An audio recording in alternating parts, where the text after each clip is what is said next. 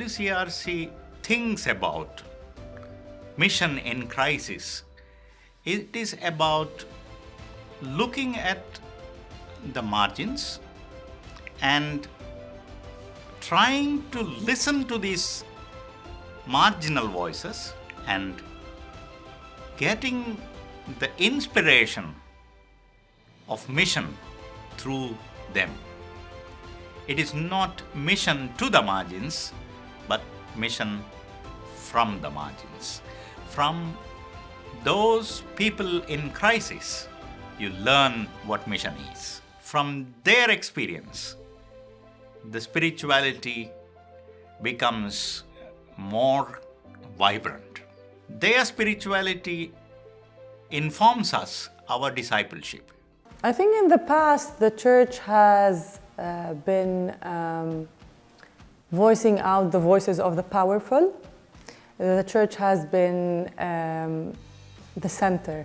And I think that have proven to exclude many people who were trying to be part of the center but have been put not to be part of the center. I think in order for the church to be faithful to its calling, the church needs to decentralize itself and to define what the center is.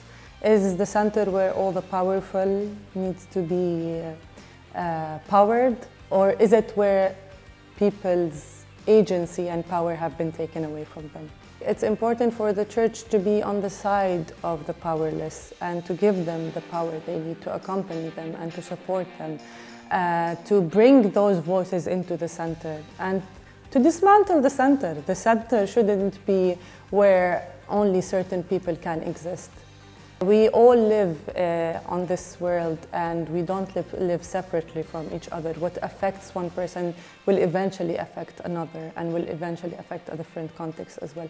So I think it's important to the church to reflect all the voices and to be a place where everyone can be part of it, not to exclude someone and to be a source of exclusions for many, and to provide the power for such exclusion. We have learned from mission history that as churches, we are called into God's mission. The mission is not a product. A mission is not something we do, but mission is something that we are invited into. So it calls us to continuously self-reflect. Are we still on the right track? Are we really doing what God wants us to do?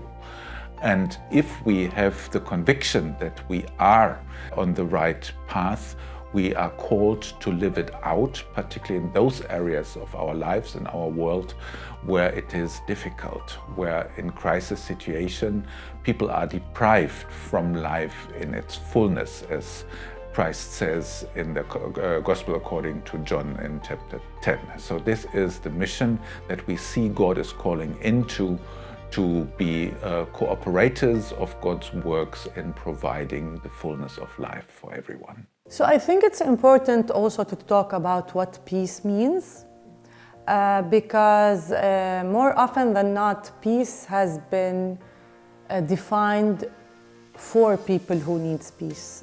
So I think we need, first of all, to listen to the people in the context who are living without peace and try to construct with them and through them a reality where they define their peace, where they define what peace looks like for them, and they define what they want to be working on. History shows that peace has been tackled in a way that first sets the agenda and sets the tone for other contexts. So I think it's important in the way that we do peace is that to listen to the people on the ground and to understand that peace is not something up in the air that we just pray for.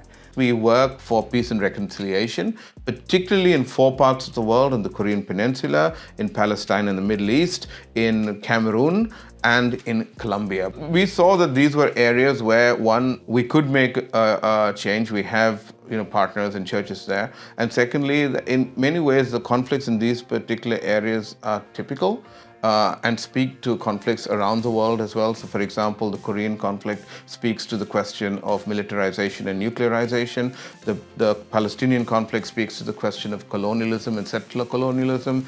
The Cameroonian conflict speaks to the question of ethnic or violence based on ethnicity or language, and particularly in Cameroon, it is the Francophone-Anglophone conflict that's going on there, which of course has a basis in a colonial history and how these things have been, divided by colonial powers quite arbitrarily, but have a violent fallout now. And in Colombia, it's the question of state violence.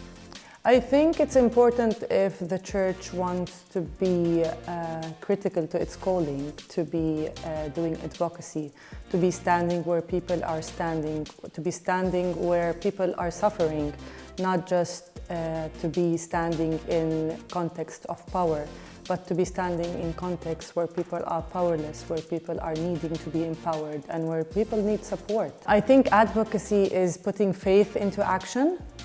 It's not just going to church on Sundays, it's basically putting our faith into action, into our daily lives, into helping people who needs to be helped and who needs a voice that has been taken away from them. So what we do in advocacy is we basically listen to the people on the ground, locally. We hear their voices, their concerns, and what they think their context needs to be advocated for. So it's putting their voices in the center and bringing their context to the center so that we can work to advocate for issues that they suffer of and that they define as issues.